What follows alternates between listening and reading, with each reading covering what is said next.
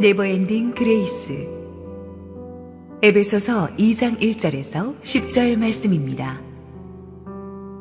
그는 허물과 죄로 죽었던 너희를 살리셨도다. 그때의 너희는 그 가운데서 행하여 이 세상 풍조를 따르고 공중의 권세 잡은 자를 따랐으니 곧 지금 불순종의 아들들 가운데서 역사하는 영이라. 전에는 우리도 다 그 가운데서 우리 육체의 욕심을 따라 지내며 육체와 마음에 원하는 것을 하여 다른 이들과 같이 본질상 진노의 자녀이었더니 긍휼이 풍성하신 하나님이 우리를 사랑하신 그 큰 사랑을 인하여 허물로 죽은 우리를 그리스도와 함께 살리셨고 너희는 은혜로 구원을 받은 것이라. 또 함께 일으키사 그리스도 예수 안에서 함께 하늘에 앉히시니 이는 그리스도 예수 안에서 우리에게 자비하심으로써 그 은혜의 지극히 풍성함을 오는 여러 세대에 나타내려 하심이라. 너희는 그 은혜에 의하여 믿음으로 말미암아 구원을 받았으니 이것은 너희에게서 난 것이 아니요 하나님의 선물이라. 행위에서 난 것이 아니니 이는 누구든지 자랑하지 못하게 함이라. 우리는 그가 만드신 바라 그리스도 예수 안에서 선한 일을 위하여 지으심을 받은 자니 이 일은 하나님이 전에 예비하사 우리로 그 가운데서 행하게 하려 하심이니라. 할렐루야. 우리 하나님께 감사와 영광의 박수 올려드리겠습니다. 2023년 새해 첫 하루가 밝았습니다. 1월 1일을 또 주일 예배로 드리게 돼서 얼마나 기쁘고 감사한지 모르겠습니다. 현장 예배로 참석하고 계시는 성도님들과 실시간 온라인 생방송으로 함께하고 계신 국내 모든 성도님들에게 하나님의 은혜가 충만하게 임하기를 원합니다. 우리 함께 한번 기도하시고 말씀 보겠습니다. 사랑하는 아버지, 2023년 새해 첫날이 밝았습니다. 오늘 이 한 해를 은혜의 힘으로 가려고 합니다. 주님, 부족한 종을 붙드시고 오늘 말씀하여 주옵소서. 예수님 이름으로 기도했습니다. 아멘. 지난 2022년 작년 한 해 동안 국내적으로 여러 가지 일들이 있었죠. 그렇지만 제일 감사한 것은 2년 동안 전 세계를 짓눌려 왔던 코로나의 재앙의 끝이 이제 서서히 조금씩 보이기 시작했다는 사실이고 대면 예배를 재개할 수 있었다는 사실이 저는 너무너무 감사합니다. 그래서 지난 가을 전도 축제를 시작으로 해서 우리 뉴젠 주일학교 특히 모든 교회 예배들이 이렇게 살아나게 된 것이 얼마나 감사한지 모르겠습니다. 새해 어떤 위기와 어려움들이 우리를 기다리고 있는지 알 수는 없지만 지금까지 우리를 이끌어 오신 하나님의 은혜의 손이 내년에도 우리를 이끌고 갈 줄을 믿습니다. 내년이 아니라 벌써 올해네요.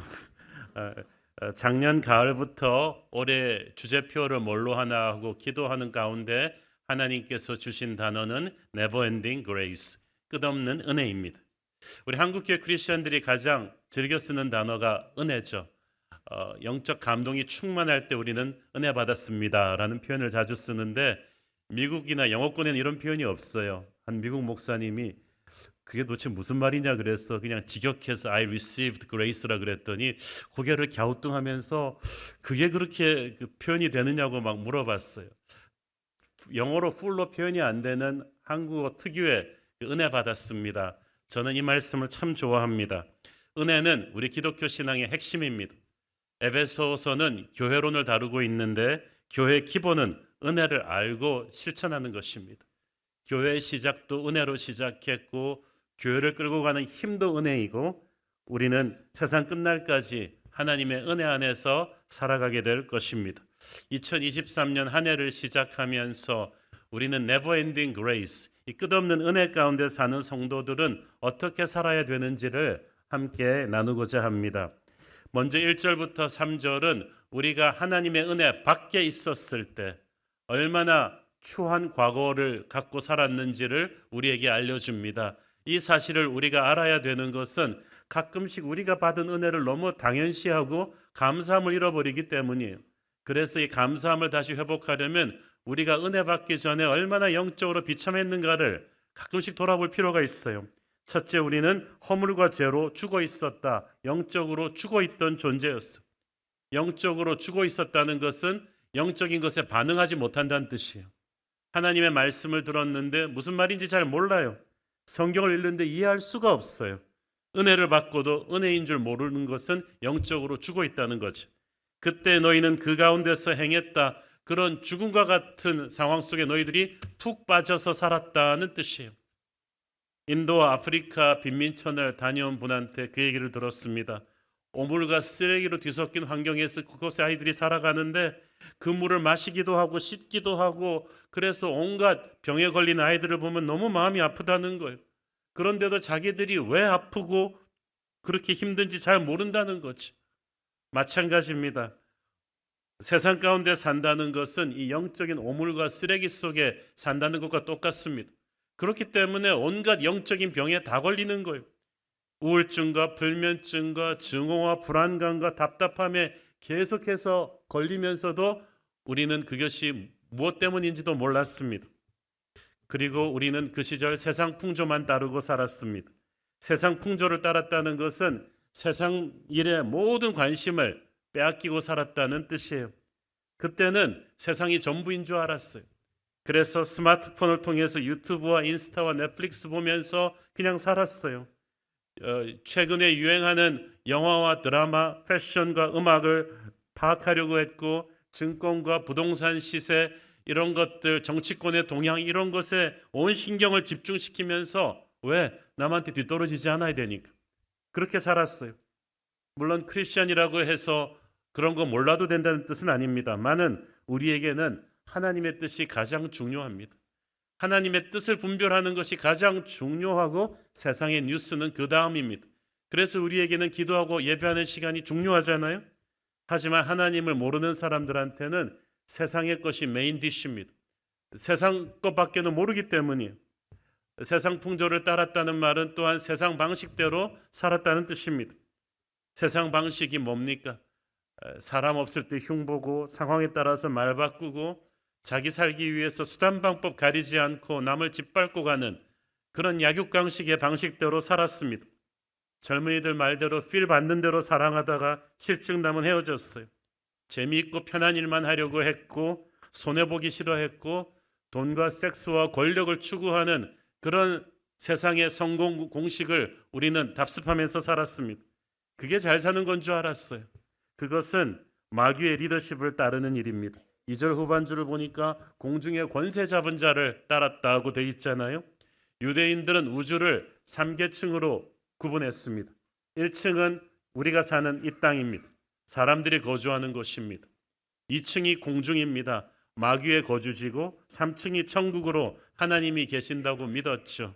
우리는 하나님을 믿기 전에 우리는 이 공중 권세 잡은 자 마귀의 권세에 속해 있던 죄인들이었습니다. 이 마귀의 특징은 불순종의 아들들 가운데서 역사하는 영이라는 거예요. 마귀는 왜 마귀가 되었습니까? 천사가 마귀 된 것은 불순종 때문이에요. 하나님을 순종할 땐 천사였는데 불순종하니까 마귀가 된 거예요.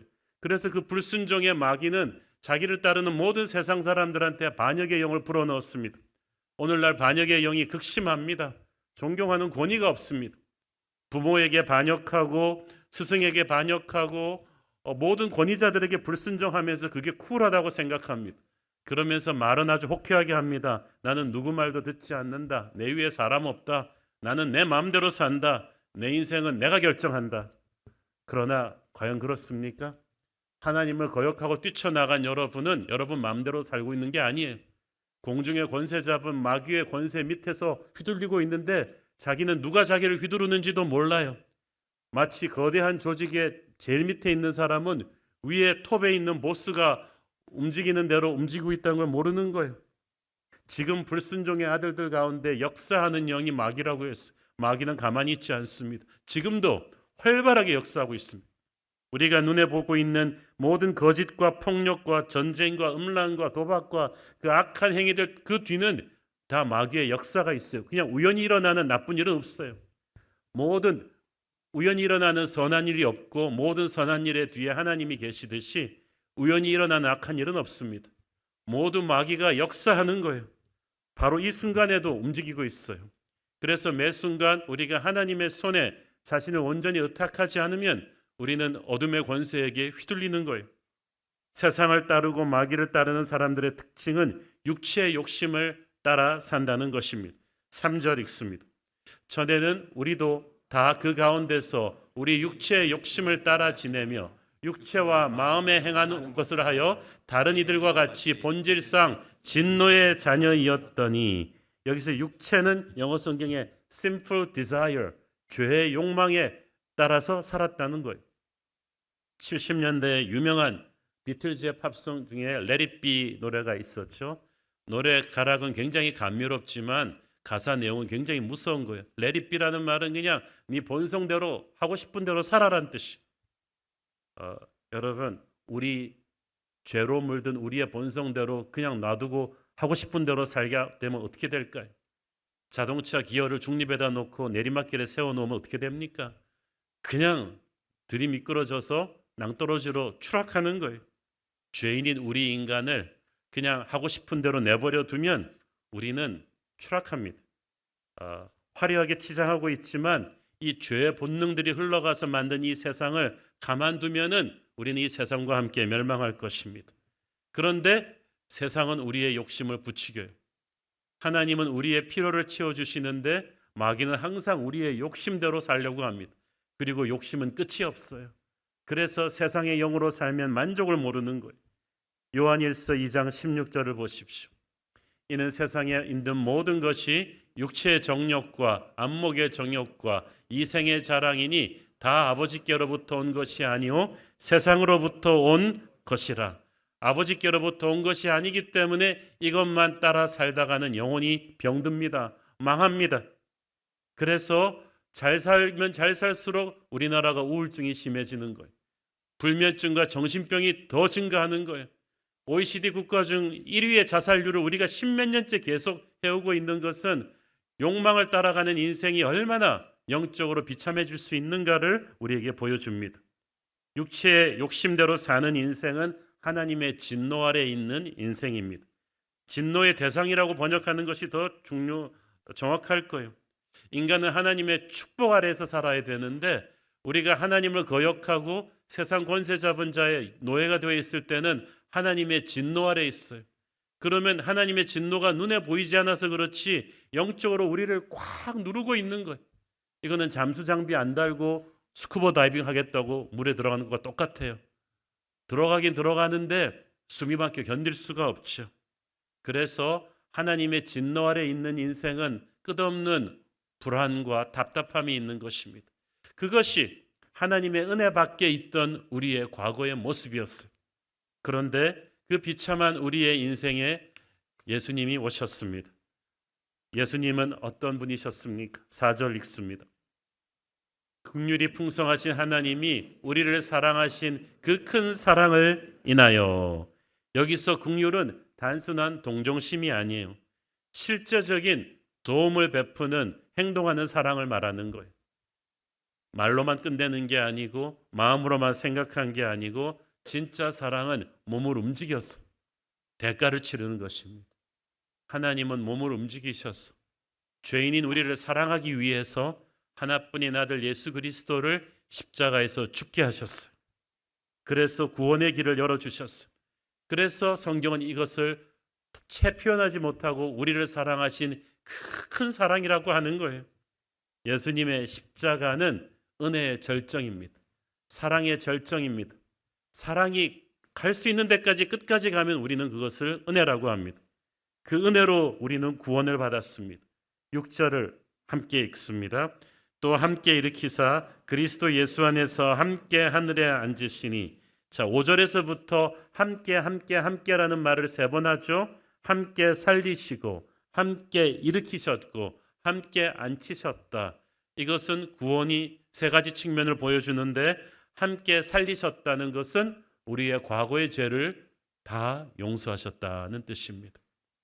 함께 일으키셨다는 것은 현재 우리의 삶에 그 은혜가 계속 흐를 거라는 뜻이, 부활의 능력이 흐를 거라는 뜻입니다. 함께 앉히신다는 말은 언젠가 우리가 천국에 갈 때도 우리는 영원히 주님과 함께 왕노릇하게 될 것이다.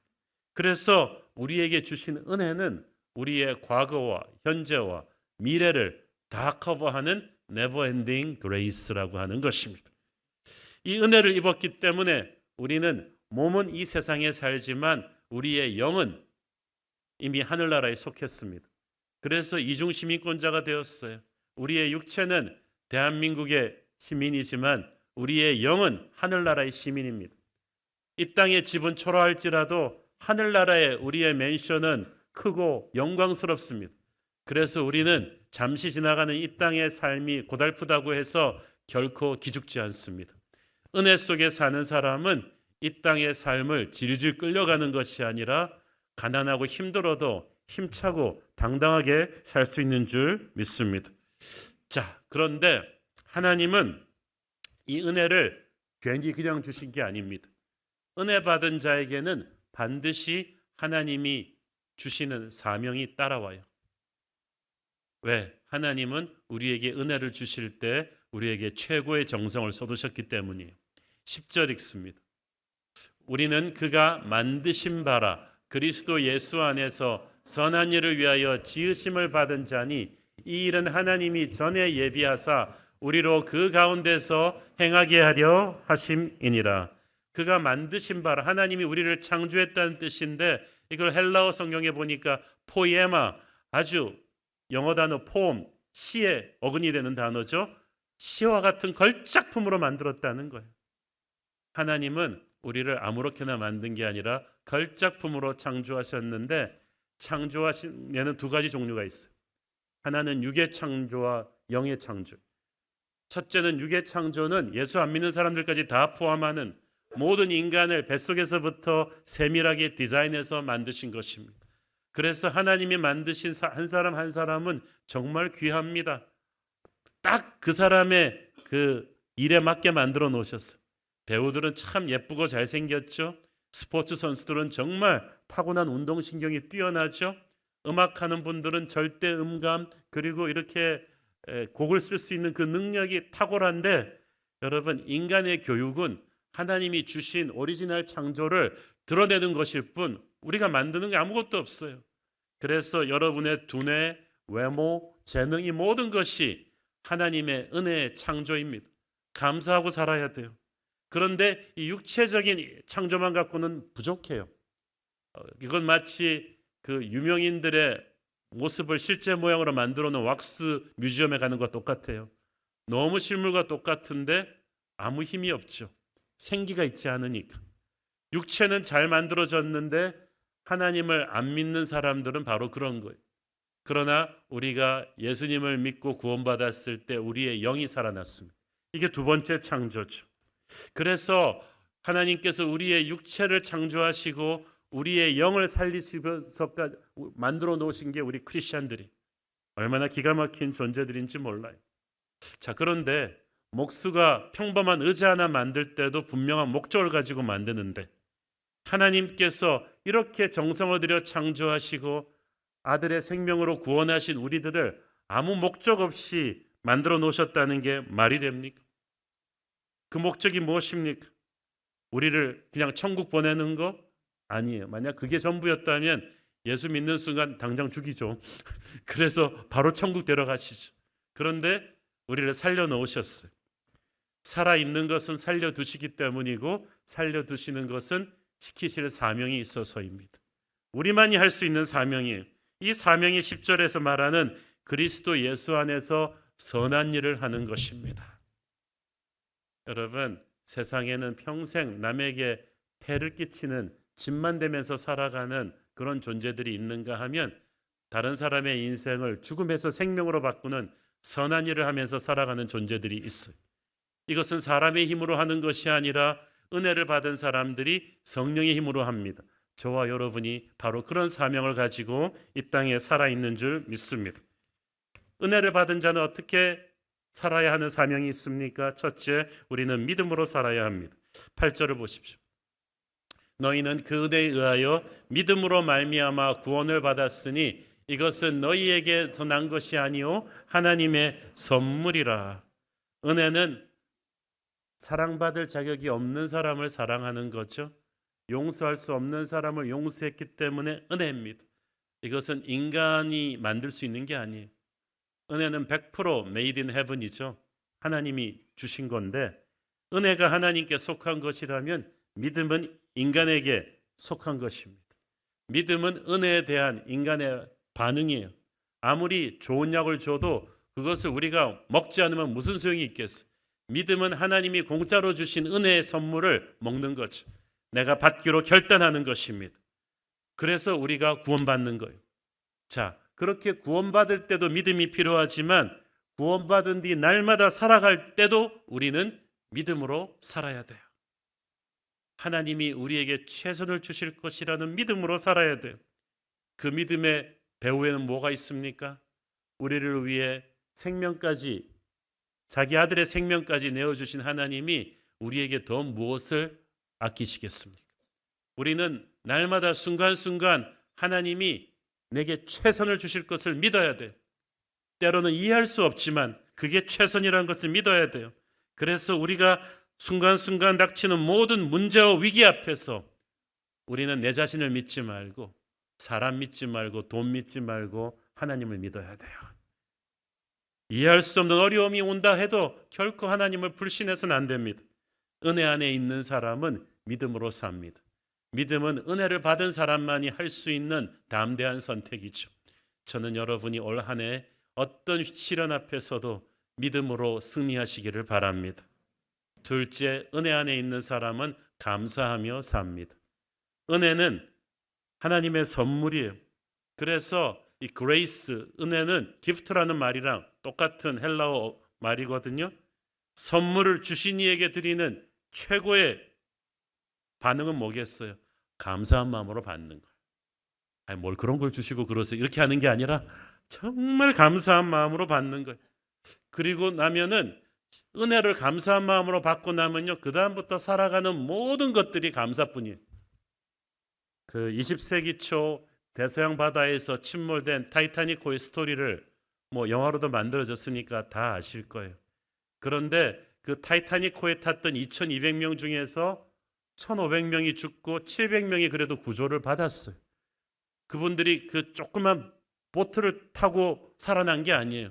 그 보트로 버틸 수 있는 건 몇 시간 안 되는데 다행히 3시간 거리에 있던 어떤 여객선이 전속력으로 달려와서 그 구명보트를 구조했기 때문에 그나마 700명이 살았어요. 근데 그 살아남은 700명의 스토리를 제가 읽어보니까 하나같이 전에 없던 감사로 가득했다는 거예요. 화장실이 불편해도 감사하고, 음식이 맛없어도 감사하고, 줄이 길어도 감사하고. 왜? 그 배가 아니었으면 그들은 타이타닉호에 탔던 다른 사람들처럼 죽었을 것이기 때문이죠. 여러분, 죽음에서 구원받은 사람은 앞으로 살아가면서 애지간한 일에는 불평할 게 없어요. 다 감사한 거죠. 여러분, 앞으로 살면서 은혜를 입은 사람은 감사하며 사시기를 바랍니다. 마귀는 불평과 원망의 영이에요. 그래서 완벽한 상황에 있어도 마귀는 항상 불평할 거리를 찾고 찡그릴 거리를 찾을 거예요. 그럴 때마다 우리 영혼이 병들게 됩니다. 여러분, 십자가 은혜를 경험한 사람들도 이 불평의 영에 휘말리며 감사를 잃어버리면요, 약속의 땅을 들어갈 수가 없어요. 홍해를 건넌 이스라엘 백성들이 불평과 원망의 영에 휘둘리니까 다 죽었잖아요. 여러분, 의지적으로 힘들고 짜증나고 불평날 때마다 여러분에게 주신 십자가 은혜를 생각하고 감사하라고 표현하십시오. 그때 하나님께서 하늘문을 열어주시는 축복을 주실 거예요. 최근에 제가 출연한 한 기독교 TV 인터뷰에서 그 여러 가지 목회 사역이 많아서 힘들지 않냐는 또 스트레스가 많지 않냐는 질문을 받은 적이 있습니다. 그때 제가 바로 그렇게 대답했던 것 같아요. 내가 육체적인 건강이 안 따라줘서 힘들지 마음은 항상 감사한 마음이었습니다. 저는 이 목회를 하는 이 순간순간이 너무 감사합니다. 왜냐하면은 젊은 날 설교하고 싶어도 설교할 수 없었던, 풀타임 사역지를 구하지 못해서 1년 반이 넘게 방황하던 그 시절이 있었기 때문에, 그리고 그 안면마비가 와서 3개월 동안 아무 설교도 목회도 할 수 없었던 그 시절이 있었기 때문에 나는 내게 주어지는 이 설교의 자리, 목회 자리가 너무 감사하다. 목회적인 중압감이나 스트레스가 몰려올 때도 그 감사의 마음으로 극복합니다. 설교를 하고 성도들에게 선한 영향력을 끼칠 수 있는 은혜가 너무 감사합니다. 그 감사의 마음을 잃지 않으면 결코 번아웃 되지 않습니다. 여러분도 힘들고 짜증나고 탈진하고 불평이 나올 때마다 여러분이 은혜의 수혜자임을 기억하십시오. 어떤 은혜가 여러분을 살려냈는가를 기억하시고 감사의 마음으로 살아가는 한 해 되시기를 바랍니다. 셋째로 은혜의 사람은 겸손히 서로 사랑하며 삽니다. 9절 읽습니다.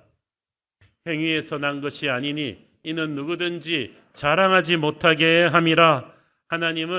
하나님이 주신 이 은혜의 구원을 가지고 사람이 서로 자랑하는 걸 원치 않으셨어요. 여러분, 자기가 잘나서 구원받았다고 생각하면 하나님 앞에서 영적으로 오만해져요. 그러나 우리가 100% 은혜로만 구원받았음을 인식하면 우리는 하나님 앞에서 끽소리 못합니다. 겸손은 하나님 앞에서 끽소리 못하는 거예요. 그러면 영적으로 타락하지 않습니다. 그리고 그런 마음을 가지고 있으면 우리가 서로를 대할 때도 겸손해져요. 에베소 교회는 그 당시 유대인 성도들과 이방인 성도들 간의 갈등이 심했어요. 주로 유대인 성도들이 이방인 성도들을 자꾸 무시하는 거예요. 왜? 야, 어떻게 다 100% 은혜로 구원받겠냐? 율법도 지켜야 돼. 율법을 지키는 우리는 퍼스트 클래스 성도야. 그러면서 이방인들을 무시한 거예요. 근데 바울이 no! 유대인이나 이방인이나 다 은혜로 구원받았기 때문에 서로가 서로를 겸손하게 품어야 된다. 서로 사랑해야 된다. 함부로 남 판단하지 마라. 함부로 남 정죄하지 마라. 은혜의 안경을 쓰고 서로를 보면 서로를 사랑할 수 있다는 거예요. 여러분, 마귀는 교회 안에서도 형제들끼리 갈등을 불러일으켜요. 세상과 똑같은 방법으로 서로 다투게 하고 계급의식을 만들고 목사가 낫다, 장로가 낫다 이런 걸 가지고 서로 비교하게 만들고 다투게 만들어요. 그러나 십자가의 은혜를 아는 성도들이라면 그런 것 갖고 서로 비교하지 않습니다. 우리 교회 장로님들 얼마나 훌륭하세요. 우리 교회 목사님들도 목사석, 장로석 따로 없잖아요. 얼마나 겸손하게 섬깁니까? 은혜를 알기 때문에 그렇습니다. 여러분, 올 한 해 여러분 인간관계 할 때 은혜의 안경을 쓰고 서로를 보십시오. 그럴 만한 사정이 있을 거라고 생각하시고 관대하게 대하시고 사랑하시고 그럴 때 우리는 교회에서도 직장에서도 가정에서도 사회에서도 화목해 하는 존재가 됩니다. 지금 우리나라에 가장 필요한 게 이거예요. 이 똑똑한 한국인들이 모여서 왜 이렇게 나라가 힘드냐? 서로 사랑하는 법을 잊어버렸어. 서로 너무나 많이 부딪혀요. 용서하는 법을 잊어버렸어. 서로 은혜를 가지고 대하지 않기 때문에 이 꽉 막힌 역사에 물꼬를 틀 수 있는 길은 은혜를 아는 저와 여러분뿐이에요. 우리 은혜를 아는 크리스천들이 들어가서 서로 사랑하게끔 만들어줘야 됩니다. 저는 올 한 해 여러분이 어디에 가든지 화평케 하는 자가 되기를 축원합니다. 네 번째로 네버엔딩 그레이스를 아는 사람들은 복음을 전하며 살죠. 7절 봅니다.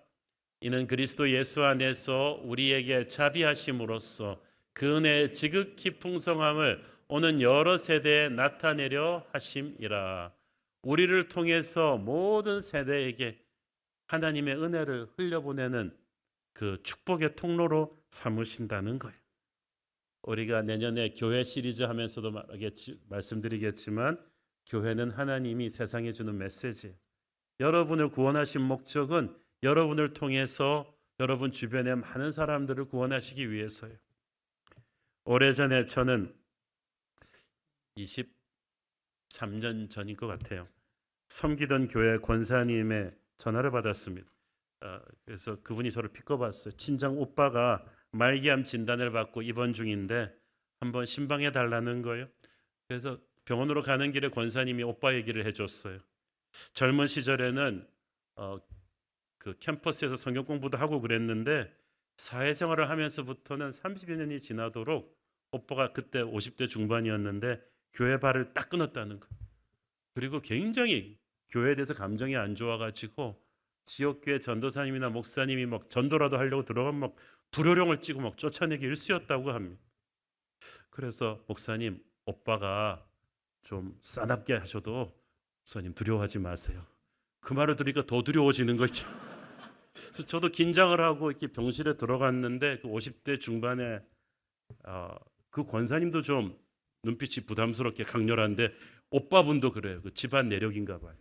그 50대 중반의 그 신사가 쾌 마른 얼굴로 저를 쫙 째려보는데 저도 그래서 확 같이 보려고 하다가 그래서 이제 성경책을 들고 그 옆에 앉았는데 그분이 의외로 푸석푸석 하더니 빛바랜 옛 사진을 앨범에서 하나 보내주는 거예요. 그 봅니까? 흑백 사진인데 대학교 시절에 캠퍼스 성경 공부 멤버들과 함께 찍은 사진이었어.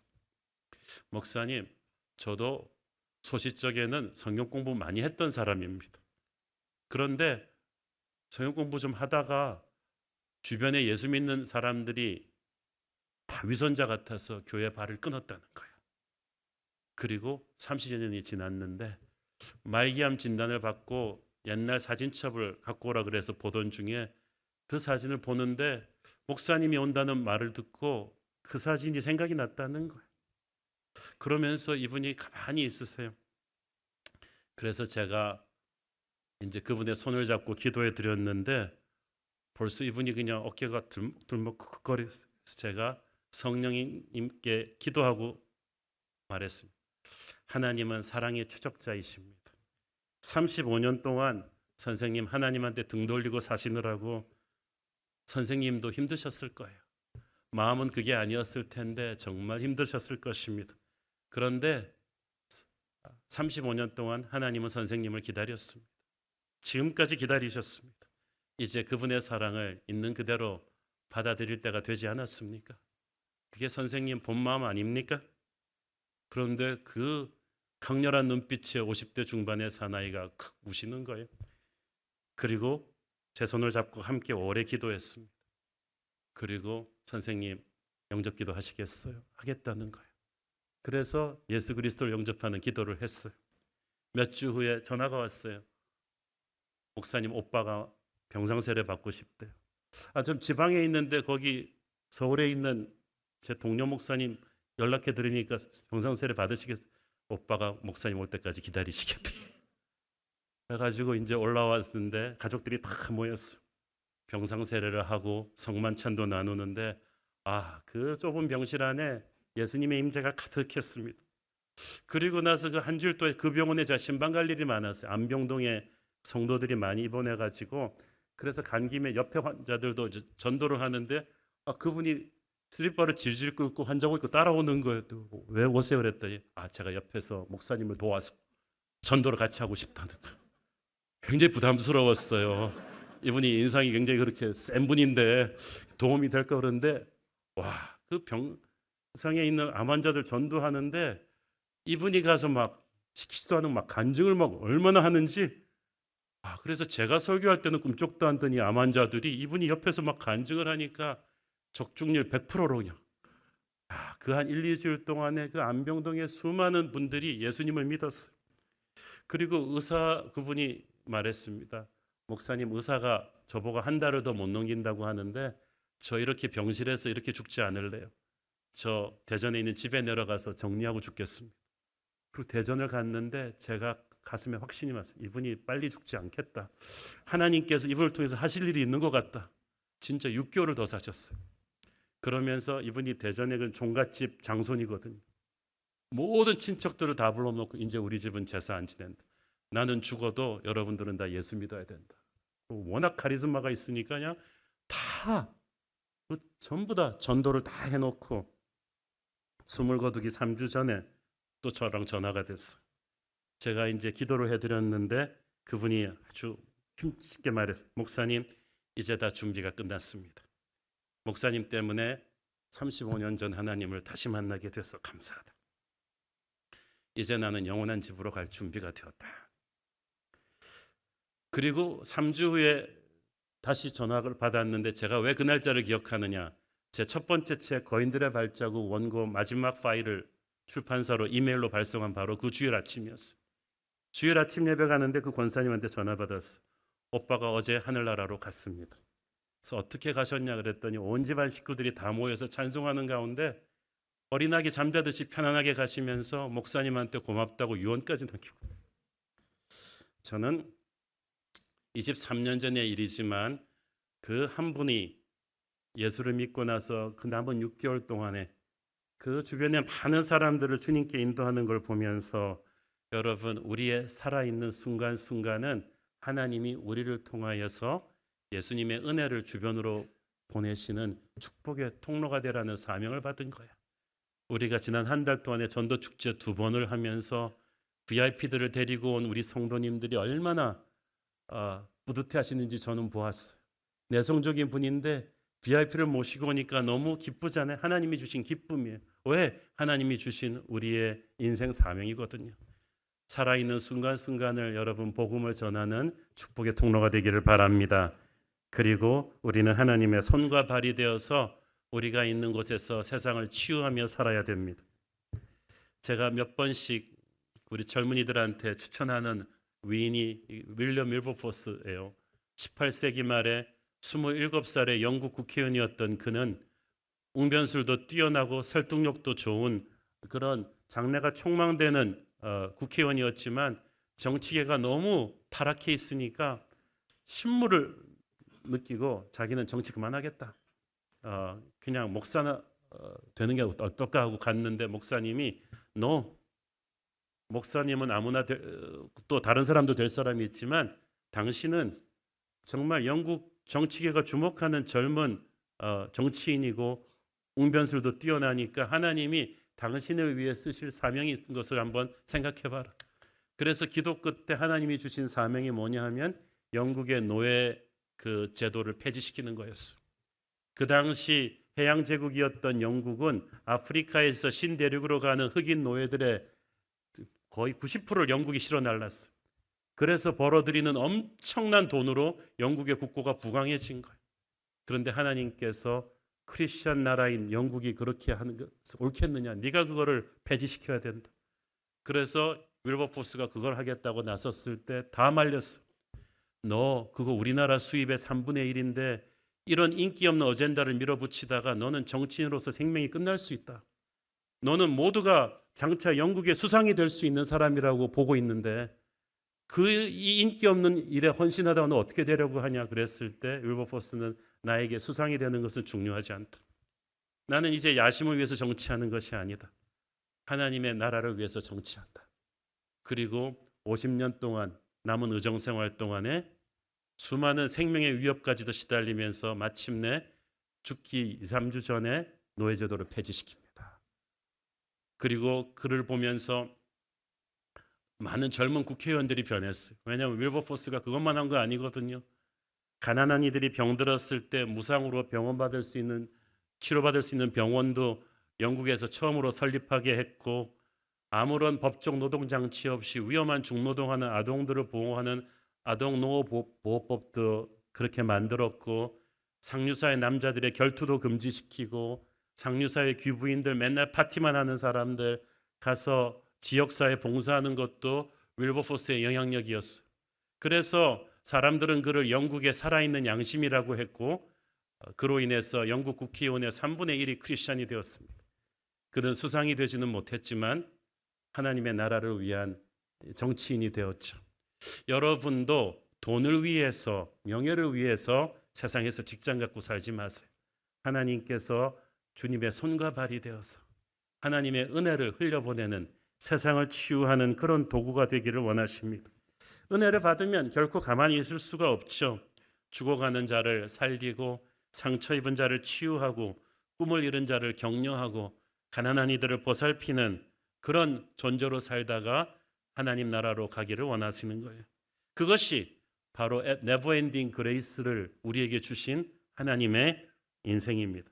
이 일은 하나님이 전에 예비하사 영어성에 보니까 prepared in advance 태초부터 예비하셔서 우리로 그 가운데서 행하게 하려 하심이니라. 그 말은 무슨 말이에요? 우리의 인생 각본을 하나님이 갖고 계시다는 거예요. 우리 마음대로 먹고 마시고 그렇게 엔조이만 하며 사는 것이 아니라 하나님의 영광을 위해서 살라는 하나님의 거룩한 인생 각본이 있는 거예요. 그 각본을 모르고 우리가 함부로 살았지만 예수님을 믿고 은혜를 받은 그 다음부터는 인생 각본이 다시 하나님 각본으로 돌아오는 거예요. 그때부터 마음에 평안이 와요, 여러분. 여러분, 성공을 위해서, 야심을 위해서 살 때는 인생이 잘 나가도 불안해요. 어딘가 힘들어요. 그러나 여러분이 하나님이 여러분을 위해서 예비하신 은혜의 각본으로 돌아오면 마음에 평안이 있을 것입니다. 저는 하나님의 은혜로 사는 사람은 갈 바를 알지 못하고 간다 할지라도 미지의 미래로 담대하게 갈 수 있음을 믿습니다.